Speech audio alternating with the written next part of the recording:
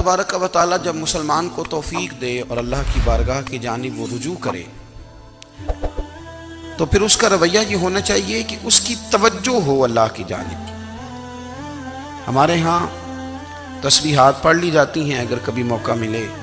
لیکن وہ خاص انہماک، وہ خاص شوق، وہ خاص ذوق اللہ تبارک و تعالیٰ کی عبادت کا، ایک ہوتا ہے نماز پڑھنا، ایک ہوتا ہے اہتمام کے ساتھ نماز پڑھنا،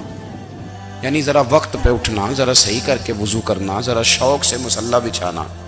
ایک ہوتا ہے تسبیح پڑھ لینا، اور ایک ہوتا ہے ذرا تھوڑا سا نا شوق کے ساتھ اللہ کو یاد کرنا۔ آپ کبھی جو میں نے آیہ کریمہ پڑھی اس کی آپ شان نزول دیکھیں، نبی کریم صلی اللہ تعالی علیہ وسلم کے نا کچھ صحابہ اللہ کی محبت کے شوق میں حضور کی بارگاہ میں حاضر ہوئے، اور انہوں نے آ کے عرض پتہ کیا کیا، عرض کرنے لگے یا رسول اللہ صلی اللہ تعالی علیہ وسلم سالوں بیت گئے ہیں سجدے کرتے ہوئے، حضور سالوں بیت گئے ہیں تسبیح پڑھتے ہوئے، سالوں بیت گئے کہتے ہوئے کہ سبحان اللہ وہ پاک ہے، ہمیں سالوں بیت گئے یہ کہتے ہوئے کہ اللہ اکبر وہی سب سے بڑا ہے، سالوں بیت گئے کہتے ہوئے کہ الحمدللہ ساری تعریفیں اللہ کے لیے، سالوں بیت گئے اس کی تسبیح کرتے، تحلیل کرتے، تکبیر کہتے۔ حضور اب نہ ہمارا اپنے رب سے ملنے کو جی چاہتا ہے، کبھی یہ حقیقت منتظر نظر آنا لباس مجاز میں، لاکھوں سجدے تڑپ رہے ہیں میری جبین نیاز میں، اور اقبال کہنے لگے کہ تیرے عشق کی انتہا چاہتا ہوں، تو میری سادگی دیکھ کیا چاہتا ہوں، میرا ذرا سا تو دل ہے مگر شوق اتنا،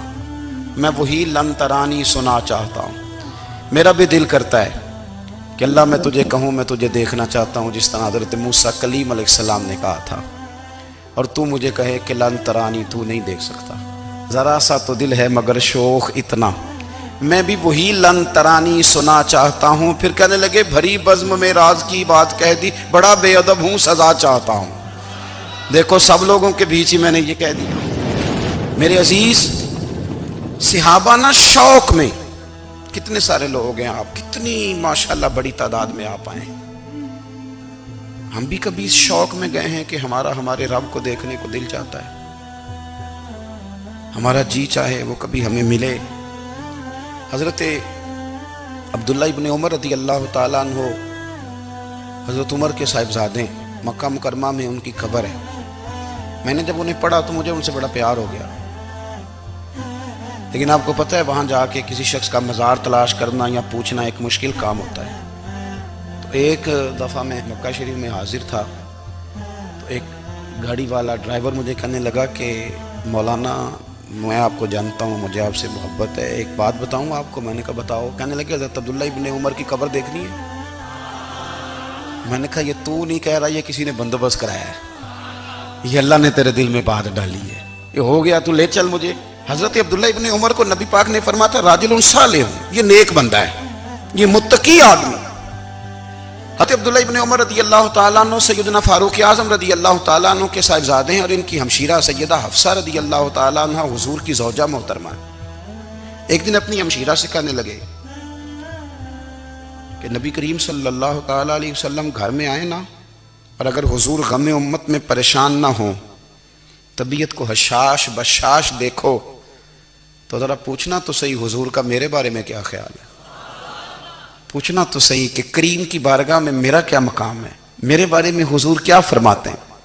اب بہن کو کام بتائے، اور بتائے بھی بھائی، اور پھر بہن وہ کام نہ کرے، یہ تاریخ میں ہوتا نہیں۔ حضرت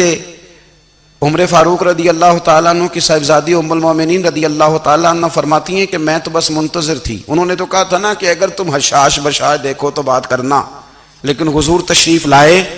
میری باری تھی، میرے گھر تشریف لائے، کھانا پیش کیا، تو فوراً میں نے عرض کی حضور ایک بات پوچھنی تھی۔ تو حضور نے فرمایا پوچھئے۔ میں نے عرض کی حضور میرے بھائی عبداللہ ابن عمر کے بارے میں آپ کا کیا خیال ہے؟ نوجوانوں میری بات پہ غور کرنا، میرے بھائی کے بارے میں آپ کا کیا خیال ہے؟ تو نبی کریم صلی اللہ تعالیٰ علیہ وآلہ وسلم نے میری طرف دیکھا، اور پھر حضور زیر لب تھوڑا مسکرائے، اور بریلی کے امام کہتے ہیں کہ حضور مسکرا دیتے تھے نا تو جو بڑا دکھی ہوتا تھا وہ بھی ہنس پڑتا تھا۔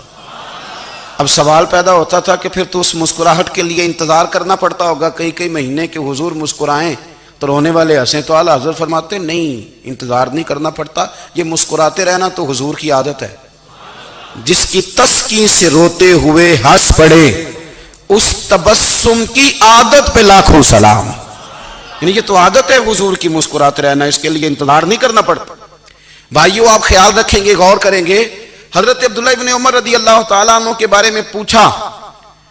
تو سیدہ فرماتی ہیں کہ نبی کریم صلی اللہ تعالیٰ علیہ وسلم نہ زیر لب مسکرائے